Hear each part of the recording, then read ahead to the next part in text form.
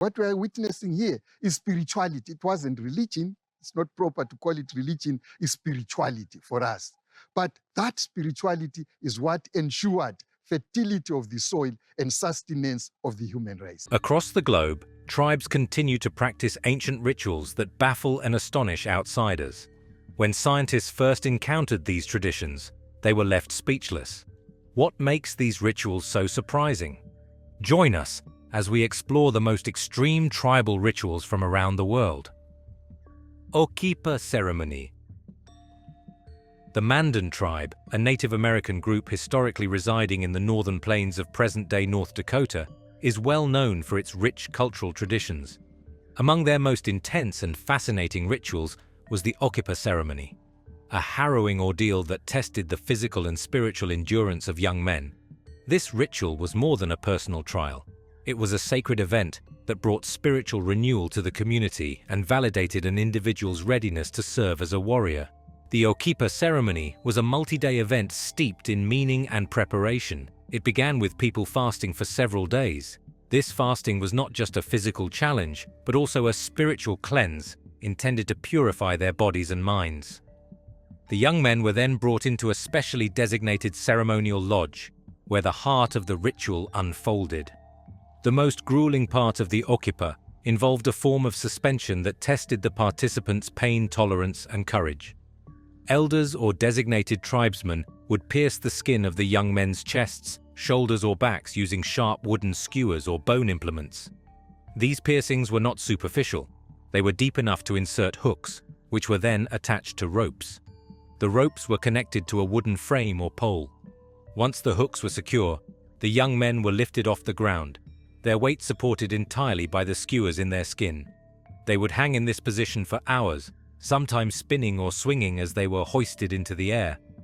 The ordeal did not end until the participants fainted from the pain and exhaustion. Fainting was seen as a sign that they had communed with the spirits, gaining their favor and blessings. For the Mandan, this ceremony was far more than a physical trial. It was a sacred act of devotion, offering personal sacrifice to the gods and ancestors. The young men endured the oipa to prove their worthiness as warriors and leaders, demonstrating their ability to endure hardship for the good of their people.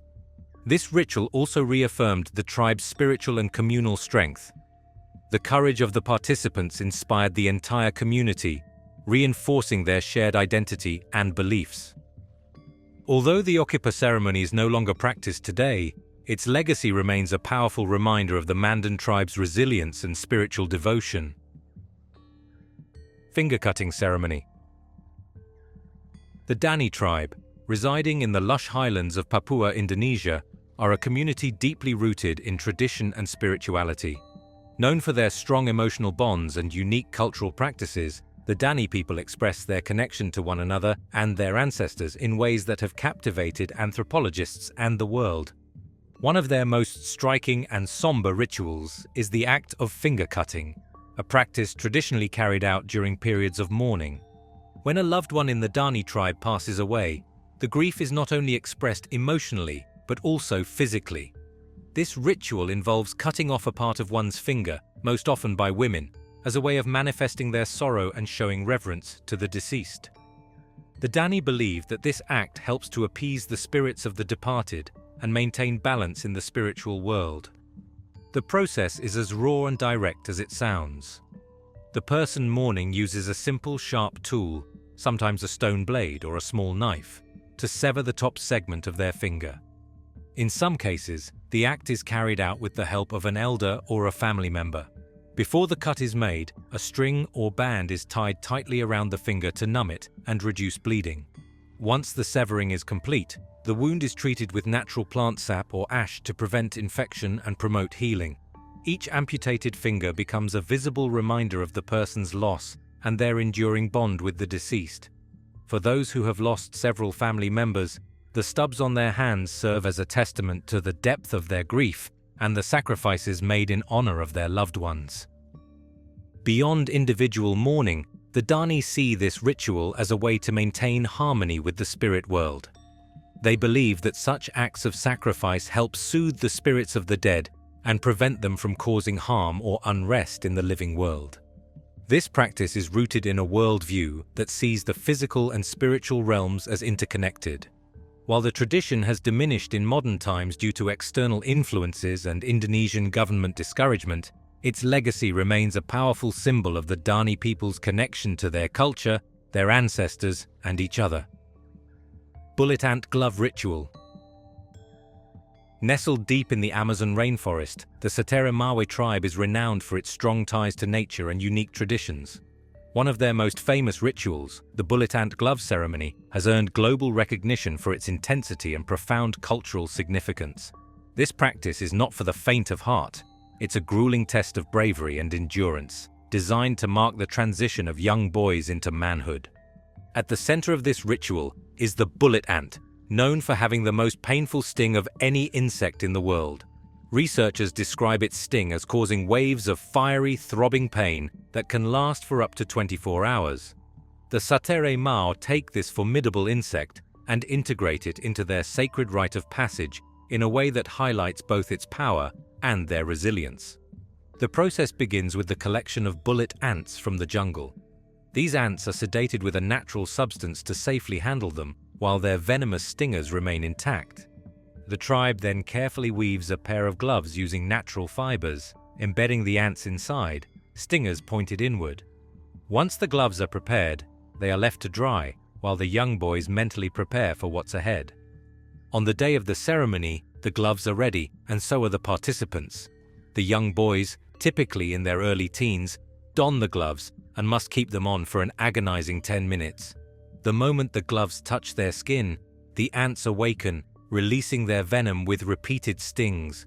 The boys are not allowed to cry out or remove the gloves, as doing so would show weakness and failure. The ritual is not a one-time ordeal. To fully complete their rite of passage, boys must endure this process up to 20 times over several months or years. It's not just about pain. It's about proving they possess the qualities of strength, courage, and determination that are essential for adulthood in the tribe. For the Sateremawe, this ceremony is far more than a test of physical endurance.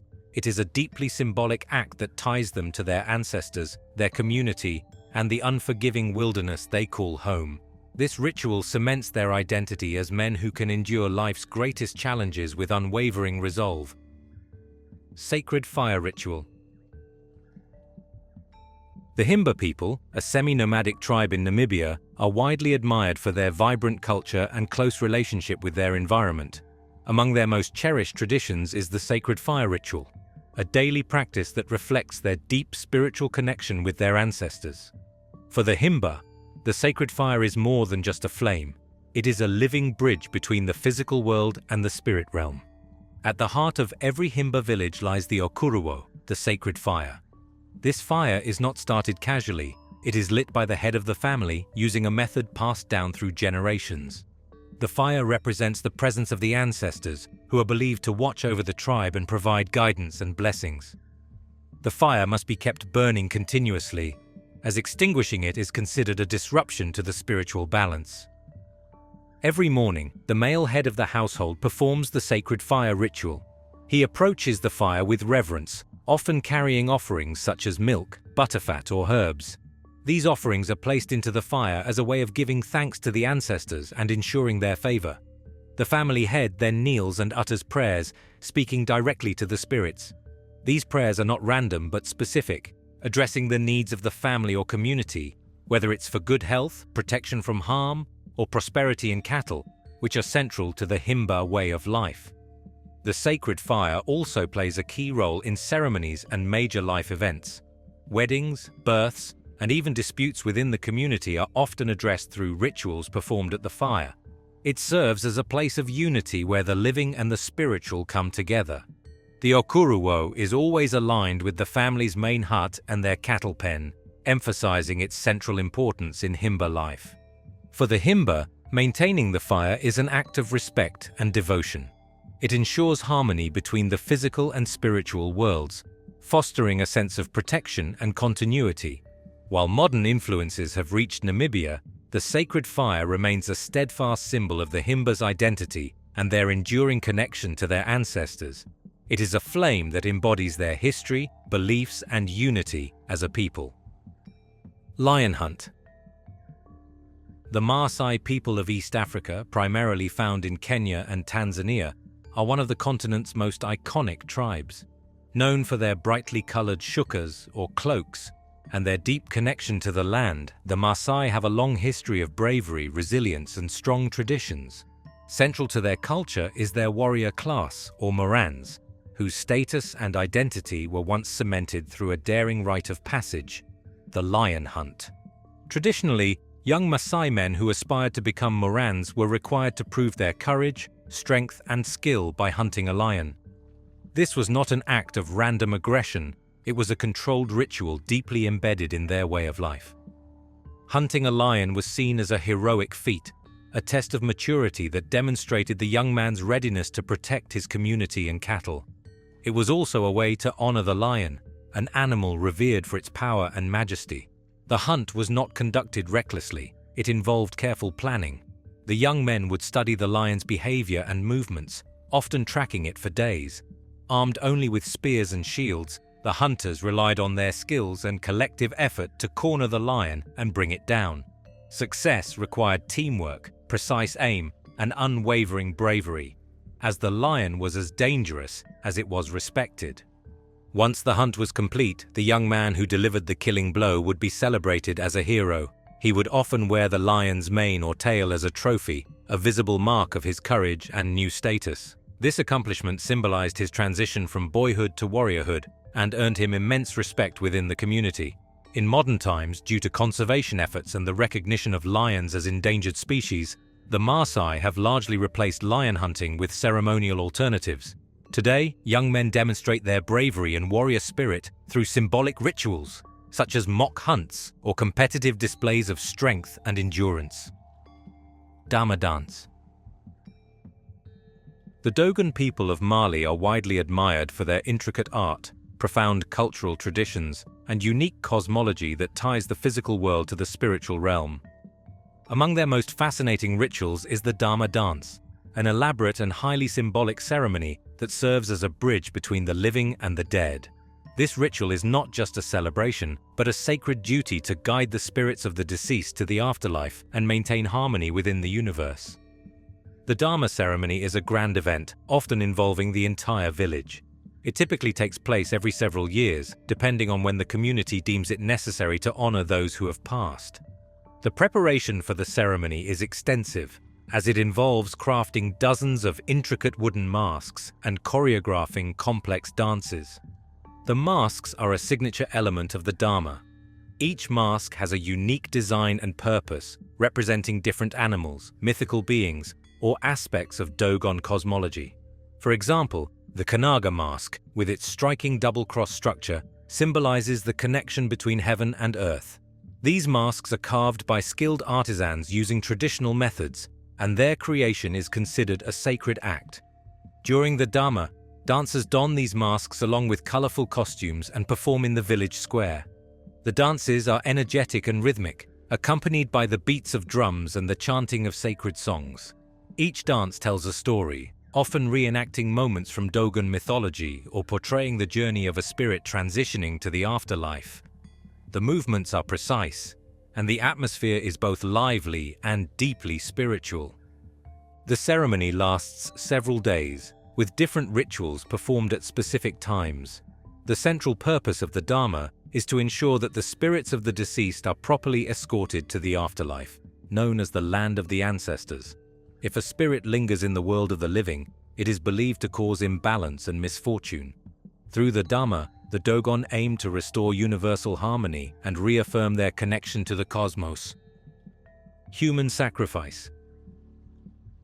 The Aztecs, one of the most powerful civilizations of Mesoamerica, thrived from the 14th to the 16th centuries. They built a sophisticated empire centered around Tenochtitlan, their grand capital, and developed a highly structured spiritual system that touched every aspect of their lives. At the heart of their beliefs was the idea that the gods required nourishment to maintain cosmic balance and keep the world functioning. This belief gave rise to one of their most infamous practices, human sacrifice. Human sacrifice in Aztec culture was not an act of cruelty or mere ritualistic violence. It was deeply intertwined with their cosmology.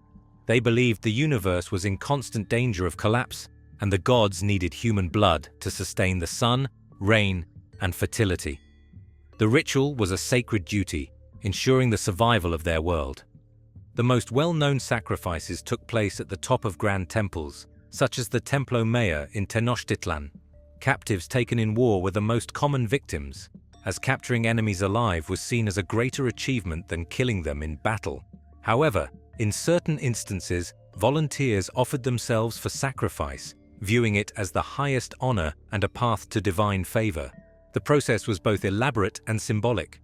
During festivals dedicated to gods like Huitzilopochtli, the sun god, or Tlaloc, the rain god, the sacrificial victim would be brought to the altar.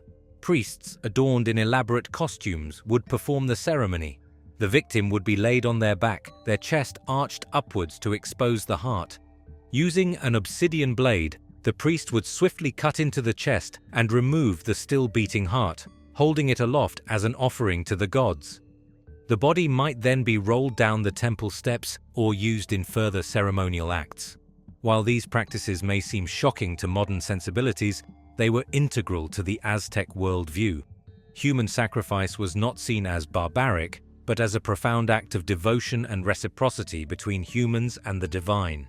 It reinforced the Aztecs' belief in their role as the chosen people responsible for sustaining the universe.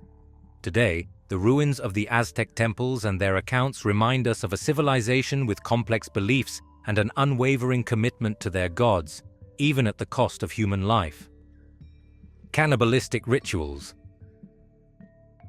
The Aghori monks of India are a Hindu ascetic sect known for their extreme and unconventional spiritual practices. Unlike many other ascetic groups that distance themselves from worldly taboos, the Aghori intentionally embrace them, believing that true enlightenment comes from transcending the boundaries of fear, disgust, and societal norms. Among their most controversial and misunderstood practices are their interactions with human remains, including ritualistic cannibalism and the use of ash from cremation grounds. The Aghori monks can often be found near cremation grounds, which they consider sacred. According to Hindu beliefs, cremation helps release the soul from the cycle of birth and rebirth. For the Aghori, the remains left behind, such as bones or ashes, are not objects of fear or revulsion, but tools to confront the impermanence of life and the illusion of physical existence. One of their most startling practices involves consuming small amounts of human flesh. The Aghori do not kill or harm anyone for these rituals.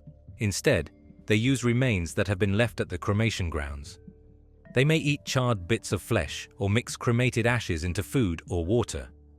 To the Aghori, this act is not grotesque, but a deeply spiritual exercise aimed at conquering the ego and breaking attachment to the material world. It serves as a reminder that life and death are interconnected, and physical distinctions are ultimately meaningless. The Aghori also often smear their bodies with cremation ash. This act symbolizes their rejection of societal norms and their acceptance of death as a natural and unavoidable part of existence. It is also a form of devotion, as they view the ashes as a connection to the divine energy present in all beings. For the Aghori, these practices are not about shock or rebellion, but about spiritual growth. They believe that by confronting what society deems unclean or forbidden, they can free themselves from dualities like purity and impurity, good and evil. This, they argue, leads them closer to the ultimate goal of Hinduism, moksha, or liberation from the cycle of life and death. Crocodile scarification.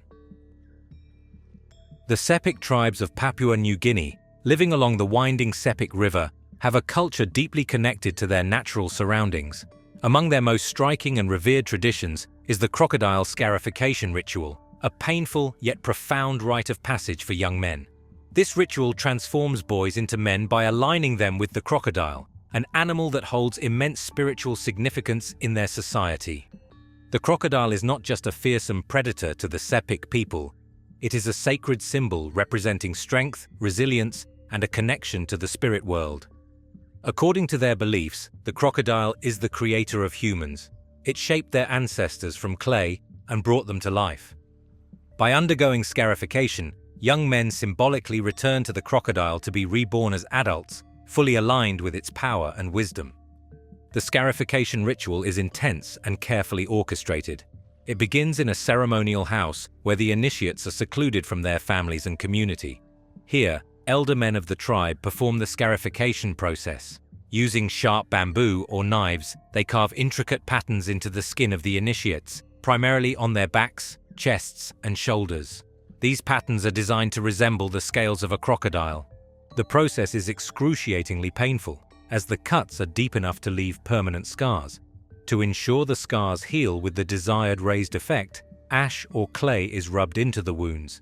This adds to the pain but is considered a necessary step for the transformation. Throughout the ritual, the initiates are expected to endure the pain silently, a testament to their strength, discipline, and readiness for manhood. The scars, once healed, serve as lifelong marks of honor and identity.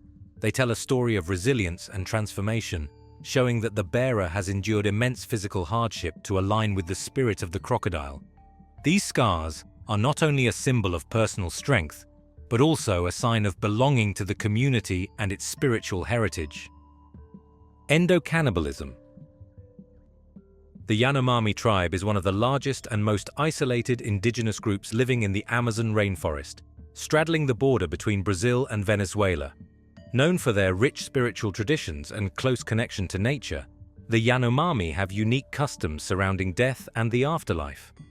Among these traditions is endocannibalism, a practice that involves consuming the ashes of deceased members of the tribe as a way to keep their spirits within the community. When a member of the tribe dies, the Yanomami do not simply mourn the loss. Instead, they believe that the spirit of the deceased must be integrated into the tribe to ensure it continues to live on.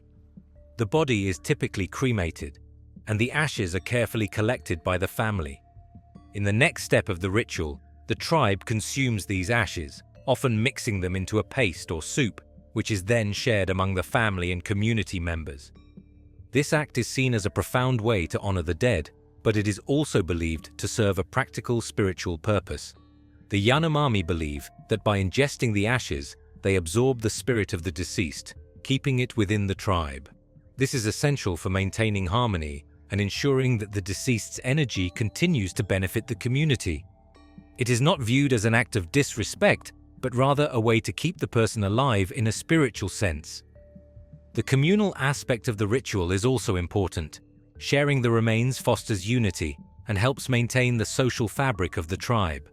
The Yanomami see themselves as one large family, and by consuming the ashes of their loved ones, they reinforce the bond between the living and the dead. It is a ritual of connection that transcends death, ensuring that the spirit of the deceased remains part of the tribe's ongoing life. If you found these rituals fascinating, don't forget to like, subscribe, and hit the bell icon to stay updated with more incredible stories from around the world.